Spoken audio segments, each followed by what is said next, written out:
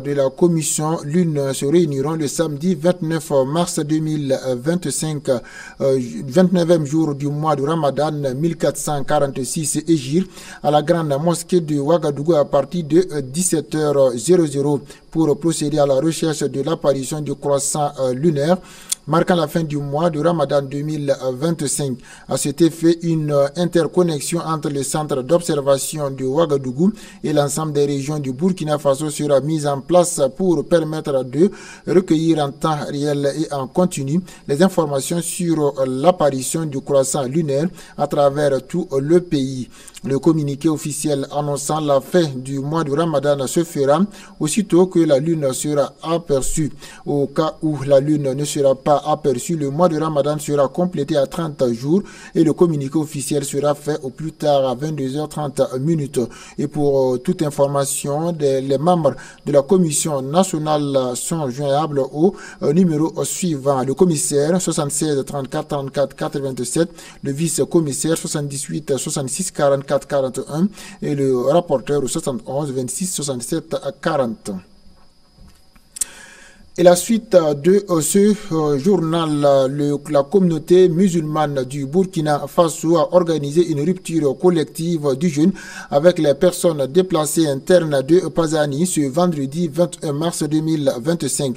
Un moment de partage et de solidarité en ce mois béni du Ramadan, marqué par des prières, des échanges fraternels et un soutien moral aux familles en situation de vulnérabilité. Notre reporter Abdul Rasmane Bandi était sur place pour nous faire vivre cette ambiance de générosité et de communion. Permettre aux fidèles, à tout le monde de sentir la faim, la soif, se mettre à la place des autres pour sentir ce qu'ils ressentent.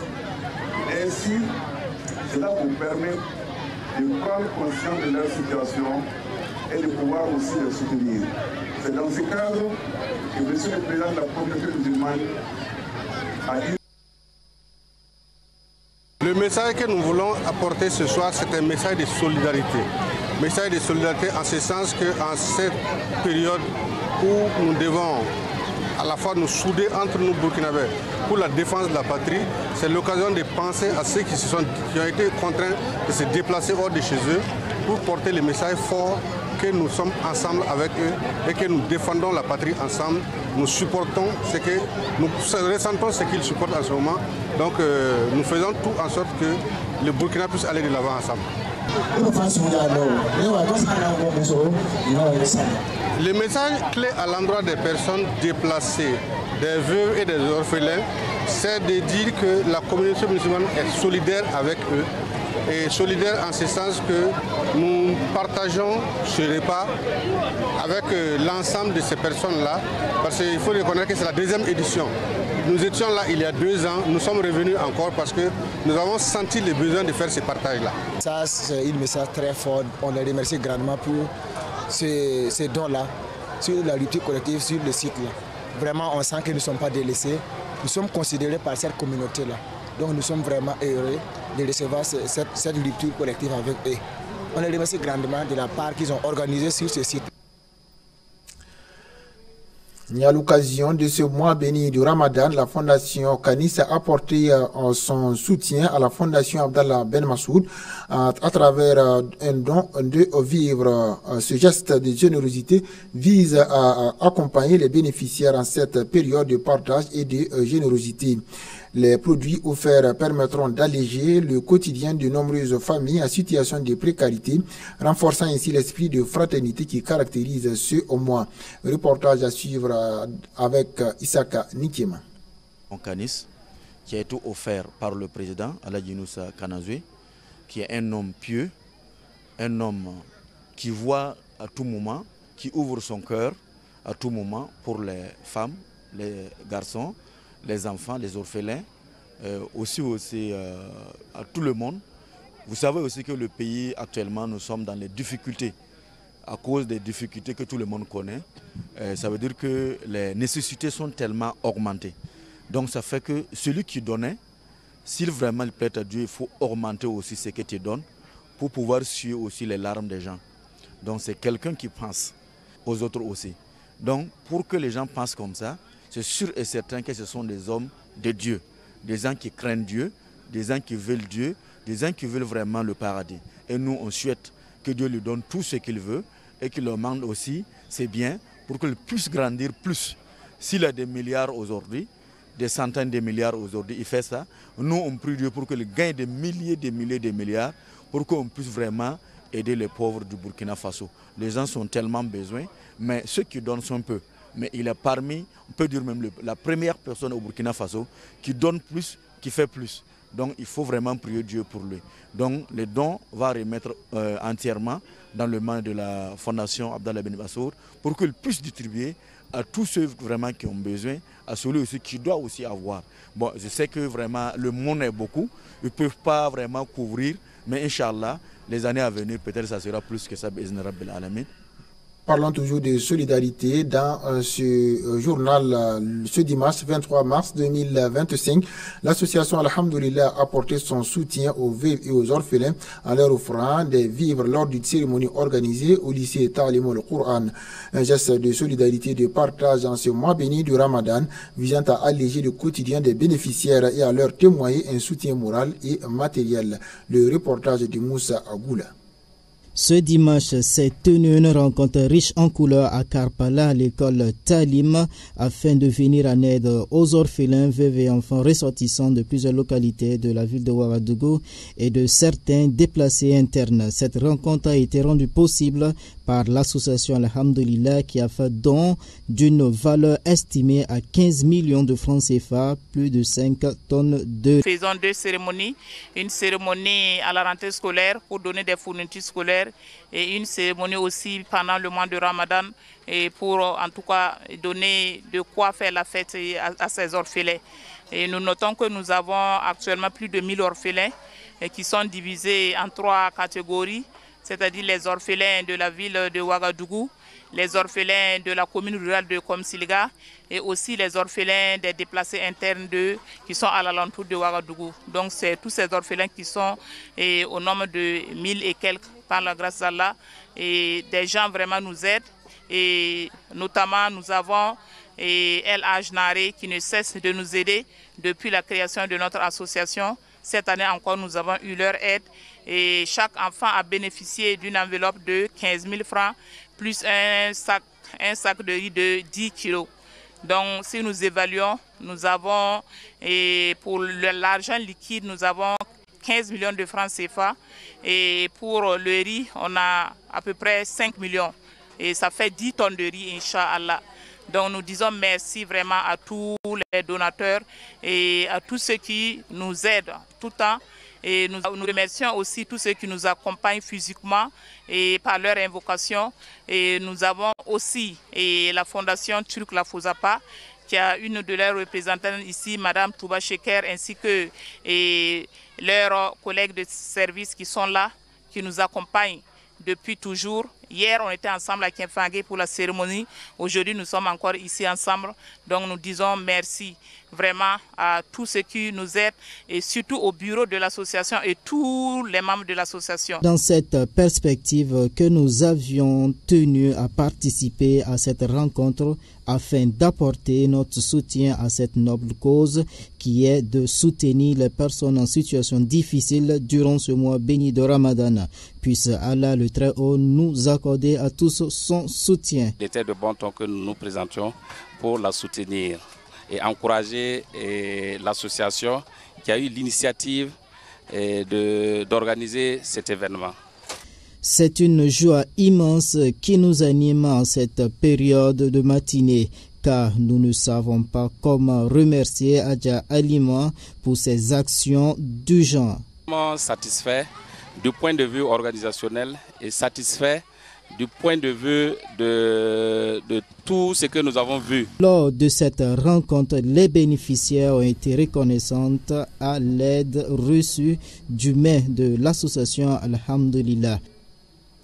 Et ce dimanche 23 mars 2025 toujours, le Conseil général provincial de Kadiogo, ouest de l'AUMB, l'association des élèves étudiants musulmans au Burkina, a procédé au lancement officiel des activités du CEPROFI, le séminaire provincial de formation islamique 2025 au palais de la jeunesse et de la culture Jean-Pierre Diengane. L'édition 2025 des CEPROFI est sous le patronage du commissaire divisionnaire de police Mahamadou Sana, ministre de la Sécurité. Cette édition est organisée simultanément par 44 conseils généraux provinciaux et universitaires, chacun menant les activités dans sa propre localité. Mahamadi Sawargo pour le reportage. Dans le cadre de sensibilisation de la circulation routière, l'association des élèves et étudiants musulmans du Burkina lance un séminaire de formation islamique.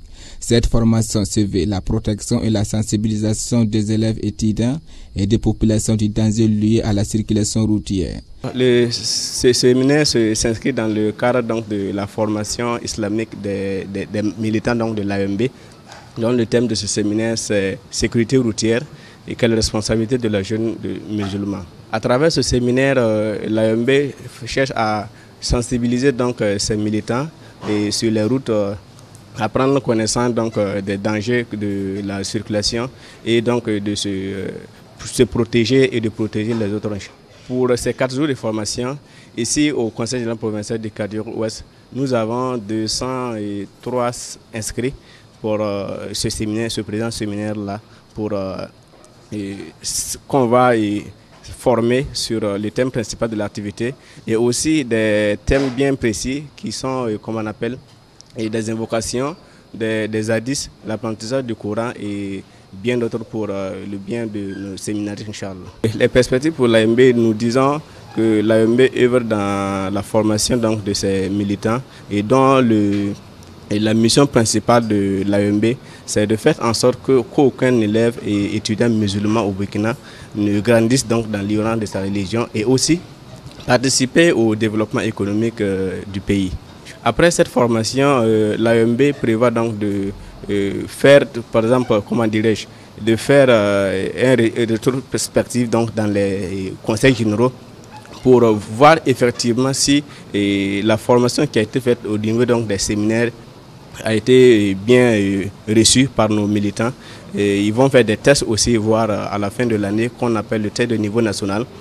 D'où des questions vont revenir donc pendant le test et avec cela, nous saurons si réellement le message est bien passé, Inch'Allah. En tant que président de Kadiogo-Ouest, j'interpelle mes frères et sœurs en islam de se donner, comme on appelle, la foi à Allah, donc de faire en sorte que nous, musulmans, nous serons donc des leaders de demain. Donc nous devons faire très attention à nos agissements dans la ville. Nous devons faire de sorte à ce qu'on nous remarque et à travers donc, nos bons comportements et faire en sorte que nous sommes des gens qui donc de vivre ensemble, de la cohésion sociale, Inch'Allah. Parce que nous sommes dans un moment où nous sommes confrontés à comment on appelle, à un moment de terrorisme qui fait de la terreur. Donc nous devons faire très attention à ce que nous disons, ce que nous communiquons sur les réseaux sociaux et à ce que donc nos actions durant donc la vie quotidienne. Placé sous le thème sécurité routière, quelle responsabilité du jeune musulman, ce séminaire de formation islamique est placé également sous le haut patronage du ministre de la Sécurité, Mahamadou Sana. La formation est entendue du 22 au 26 mars prochain. Et le Conseil supérieur de la communication a présenté ce vendredi 21 mars 2025 le bilan de sa mission de contrôle des médias menée à la fin de l'année 2024. Plus de 200 médias audiovisuels et en ligne ont été passés en revue, mettant en lumière plusieurs manquements. Mahamadi Sawargo et Moussa Goula. Le Conseil supérieur de la communication a effectué des visites et des contrôles du 26 novembre au 13 décembre 2024 auprès de 213 médias audiovisuels sur l'ensemble du territoire national. L'objectif étant de faire l'état des lieux du passage médiatique, d'évaluer le respect des obligations éthiques et déontologie. Cependant, quelques dysfonctionnements et manquements ont été répertoriés. Quelles sont les principales insuffisances constatées, les manquements et les difficultés rencontrées par les médias audiovisuels dans notre pays? Les principales insuffisances relevées sont de 4 ordres et sont relatives à l'absence ou le non-fonctionnement de comités de gestion des radios associatives et des radios gérées par des collectivités territoriales, l'insuffisance de personnel qualifié, la vétusté du matériel technique, la non-déclaration du personnel permanent à la CNSS. Il y a également que les équipes ont noté essentiellement 8 manquements que les promoteurs devraient s'atteler à corriger. Et il s'agit notamment de la cessation de fonctionnement sans informer le CEC, contrairement à ce que les dispositions conventionnelles prévoient.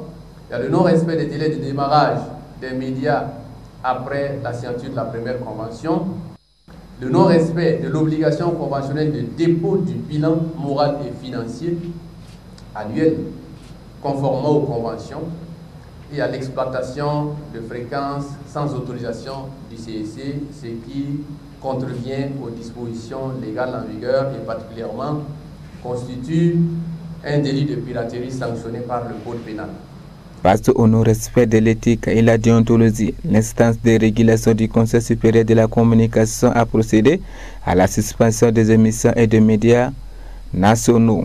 L'instance de régulation a traité des saisines de citoyens qui ont signalé des violations aux principes éthiques et déontologiques.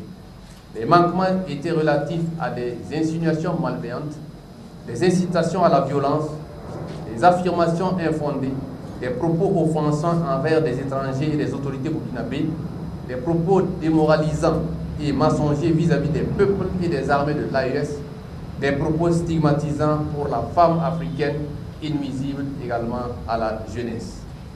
Le CEC a pris plusieurs sanctions, allant de l'interpellation à la mise en demeure et à la suspension de certaines émissions de médias nationaux, notamment pour ce qui est des violations graves.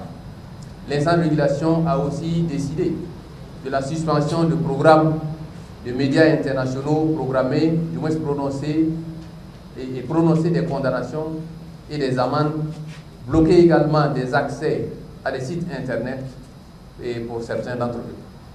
Il s'agit de, à titre d'exemple, la suspension de TV5 Monde. Pour cette début d'année 2025, le Conseil supérieur de la communication poursuit ses actions de régulation qui se sont intensifiées au regard du nombre de décisions déjà prises.